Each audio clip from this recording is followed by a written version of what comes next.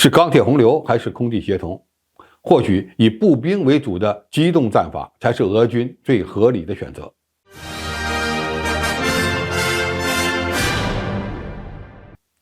观众朋友，大家好，我是付贤少。近日，来自乌克兰国防部的消息称，发现俄罗斯集结了数十万军队，准备发起春季攻势。有关俄军会采取何种攻击战术，成为了大家争论的焦点。有很多人乐观地认为，俄罗斯军队将一波打服乌克兰。与此同时，俄罗斯的军事博主透露，乌军布设的地雷与火炮，让俄军第155旅和第36摩步旅在佛罗达方向发动的楔形攻势受挫，俄军损失了数十辆坦克和装甲车。这就带来了一个问题：俄军在乌克兰最合适的战术选择到底是什么？对此，瓦格纳雇佣兵的老板科里格任在访谈中表示，莫斯科可能需要2年时间才能有效控制乌克兰东部的2个战略地区。其潜台词是，俄军的最佳战术选择就是瓦格纳现在所采取的以步兵小分队和火炮配合展开的进攻。普里格任认为，俄罗斯军队要想控制顿涅茨克和卢甘斯克共和国，需要1年半到2年的时间；如果要到达第聂伯河沿岸，则需要3年时间。也就是将乌克兰从南到北一分为二，达成普京的建立战略缓冲区的目标。普里格任曾经激烈地批评那些躲在后方的指挥官与前线作战的士兵面临的情况完全脱节。而俄军在佛罗达方向进攻的失败证实，俄军使用传统的装甲洪流没有达成预期的战术效果。俄罗斯当前进攻所面临的几大难题是：第一，采用装甲洪流推进的办法不一定可行。由于乌克兰方面有充足的准备，包括在地面上铺设了大量的地雷，并配备有能够发射末敏弹的火炮、远程精确打击火箭炮，还有大量的反坦克武器，因此俄军的进攻将会遭到较大的损失。乌克兰军队现在有稳固的阵地和相对充足的时间，而且还有西方的情报支持，这就决定了俄军装甲部队的攻击不大可能达成进攻的突然性。一旦进入了翻江期，被迫停留在硬化路面上的俄罗斯装甲车队就有可能变成活靶子。第二，俄军缺少精确制导弹药，对战场态势的感知能力也没有乌克兰军队强，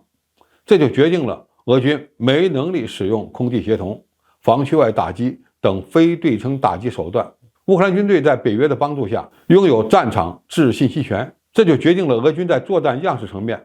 并没有太大的优势。第三，俄罗斯军队的后勤支持能力不足，基层部队的作战主动性也较差，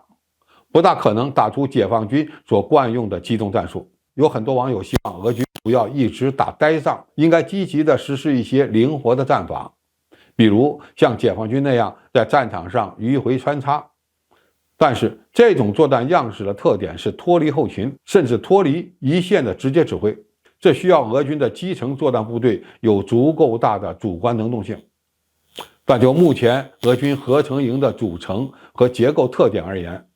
实施穿插作战不见得就能获得预期的效果。第四，俄罗斯军队仅使用远程打击火力还不足以破坏乌克兰军队的抵抗意志和战争潜力。我们经常能看到乌军会每隔一段时间对乌克兰的基础设施，特别是能源设施、交通枢纽进行远程火力打击，甚至还炸了罗马尼亚到乌克兰的一座桥梁。发起这些攻击的目的，除了军事上的，还有心理上的，想借此打击乌克兰民众的反抗心理。但从目前的情况来看，其打击力度还差得很远。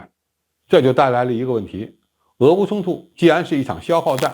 俄罗斯军队真正的优势在哪里呢？其实就是军队的人力资源，以及相比于乌军的规模更大的火炮力量。俄罗斯的青壮年人力资源大约是乌克兰的6倍，就算是战损比为1:1，那么乌克兰人只要死亡超过100万，就会造成毁灭性的后果。而俄罗斯方面损失同等规模的人力，不会对整个国家的生存构成太大的危险。所以瓦格纳雇佣军虽然打得不好看，但是最近的战果证明，他们所采取的作战样式有可能正是俄军对乌克兰的最佳进攻战术。不能期望1-2个月甚至更短的时间采用大规模的军事行动击溃乌克兰，而选择对俄罗斯较为有利的方向，采用对俄军更为合适的作战样式，不断消耗乌克兰最短缺的兵力资源，或许才是俄军最终获得乌克兰战场胜利的关键。美国想要一个虚弱的俄罗斯，但有一个前提是要流尽乌克兰人的最后一滴血，而俄罗斯要做的也只能是这样，或许没有更好的选择。战争是残酷的，双方的火拼最终将造成人力、物力、财力的巨大损失。因此，我们希望俄乌双方能够脱离美西方的摆布，用和平的方式终止这场大规模的武装冲突。好，今天的评述就到这里，谢谢大家收看，我们下期再见。